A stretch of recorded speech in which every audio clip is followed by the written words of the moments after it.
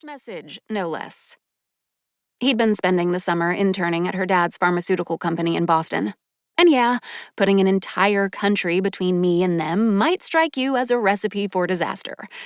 But I never in a million years imagined it'd end that way, let alone at all. Silas and I had fallen in love at first sight, like that cheesy stuff that happens in the movies, but real. It happened the first Friday of freshman year, when my new roommate Lainey dragged me to a frat party, wild and wicked, determined to break my lifelong sobriety streak. We'd been clutching red Solo cups filled with God knew what in the corner of some packed living room that reeked of cheap beer, tittering over the tequila she'd snuck in a flask, like that somehow made us fancier than everyone else. For no reason at all, my gaze had flicked over her shoulder, and there he was on the staircase, arms crossed, sans beverage, leaning against the wall as he scanned the packed room, tall, tan, and lean, with this sharp jaw and thick, side-swept chestnut hair. Not a moment later, his sparkling hazel eyes found mine, like fate. I had no clue Silas was Stanford's newest baseball star. No idea he was destined for the majors and the fame and huge contracts that came with it. All I cared about was how his lopsided grin turned my insides to mush, how everything else in the room seemed to disappear, even Lainey, even the bass blasting from a speaker perched on the windowsill next to me. He was my first everything. And then, after nearly 2 years together, 2 years of cheering him on from the bleachers, of clinging together beneath his bedsheets, of planning a future together, all I got was a stupid text.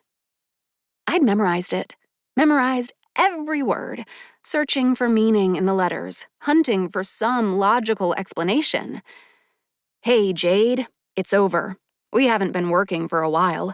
I'm with Lainey now, and it's not up for discussion. We're both blocking your number, so don't bother trying. Brutal, I know. As for Lainey, my supposed BFF, she'd totally iced me out. No text, no DM, nothing.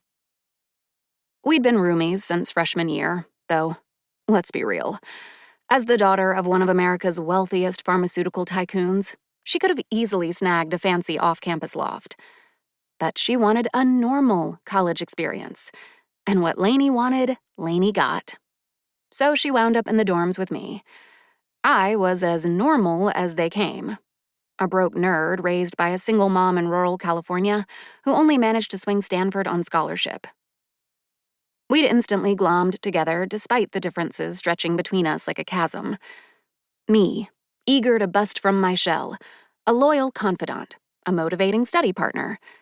She, a magnet for attention and an easy flirt, the way she'd flash her radiant smile and make you feel like the sun was shining at night. She was stunning, because of course she was, with her silky platinum hair, eyes blue as the winter sky, rosy high cheekbones, and rosier full lips. Forget the money. Lainey could steal your heart just by breathing, charm you with a glance, convince you of anything. She could get whatever the hell she wanted, even if she didn't already have it all. Apparently, that included the love of my life. Hence, murder. Lots and lots of daydreaming about murder. Poisoning Lainey's tequila might do it, though shoving her off her dad's penthouse balcony would be way more gratifying. I imagined sneaking up there as she stretched on a lounge chair sunbathing, her smooth, creamy skin tanning like my pale, blotchy skin never could. I imagined chucking her phone so she'd scramble to the edge and watch it sail 20 stories down. I imagined pushing her so hard she'd flip over the rail, legs tumbling over her head. I imagined her shrieking the whole way, and moments later, the satisfying split. Oh my actual God! Why am I not getting any signal right now? The tall boy waiting in line behind me brandished his phone every which way, tearing me from my blood-spattered thoughts. It's not like we're in the middle of nowhere. Maybe it's a dead spot? I suggested unhelpfully, tugging my thick, dark curls into a low, messy bun so they'd stop whipping in my face.